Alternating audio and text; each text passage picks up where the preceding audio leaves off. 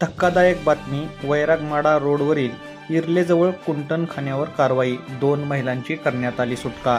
माडा रोडवरील इर्लेजवळील एका लॉजवर सुरू असणाऱ्या वेश्या व्यवसायावर वैराग पोलिसांनी धाड टाकून परराज्यातील 2 तरुणींना ताब्यात घेऊन त्यांची सुटका केली.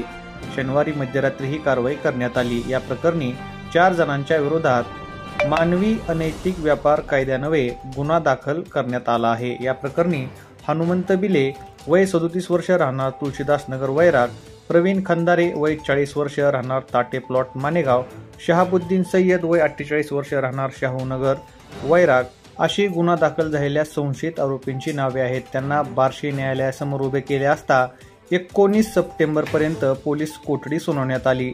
समीर तांबुळी वय 38 वर्ष राहणार गांगनापूर तालुका अफजलपूर जिल्हा गुलबर्गा असे फरार आरोपीचे नाव आहे. इर्ले येथील भाग्यश्री लॉजवर वैश्य व्यवसाय सुरू असल्याची माहिती पोलिसांना मिळाली होती. त्यानंतर पोलीस निरीक्षक निवृत्ती मोरे, पोलीस कॉन्स्टेबल उमेश कंगले यांनी लॉजवर धाड टाकली. तेव्हा पश्चिम बंगाल, झारखंड येथील 2 तरुणी आढळून आल्या. या 2 तरुणींना वैश्य व्यवसाय करण्यास भाग पाडले जात होते.